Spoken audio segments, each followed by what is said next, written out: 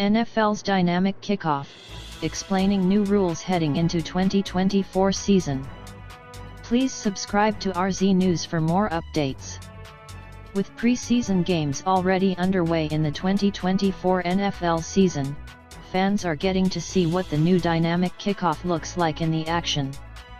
As fans have seen in these early instances, players are still trying to get used to the new rules, let alone fans trying to understand them at home.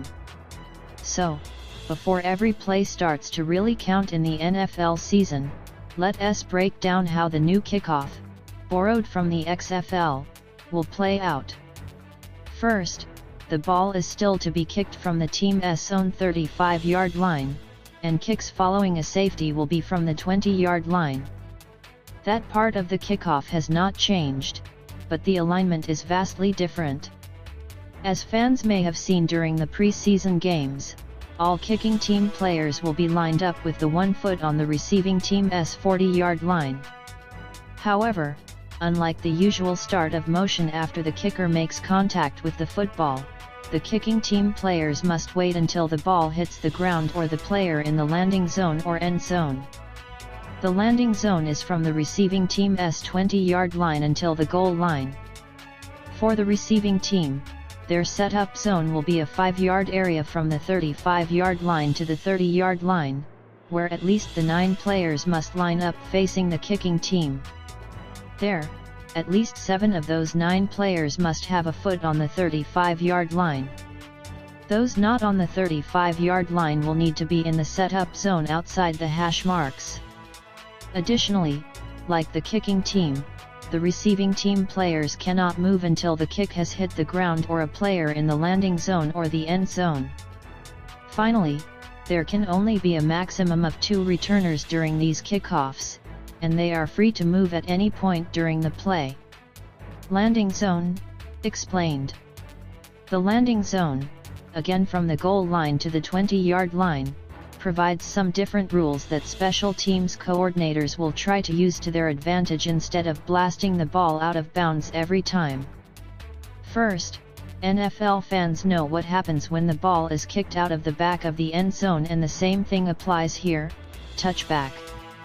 However, the ball will be spotted at the 30-yard line, not the 25.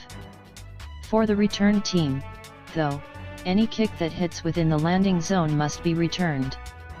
However, if it hits in the landing zone and goes back into the end zone, the receiving team has the choice to down it and the ball will be placed at the 20-yard line. If a kick hits the end zone, stays in bounds and is ruled a touchback, the ball will be placed at the 30-yard line. The same counts for the ball flying out the back of the end zone in the air or bouncing.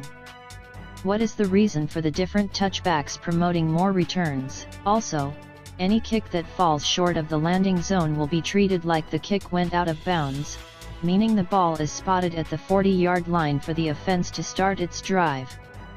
In short, kickers need to avoid this at all costs.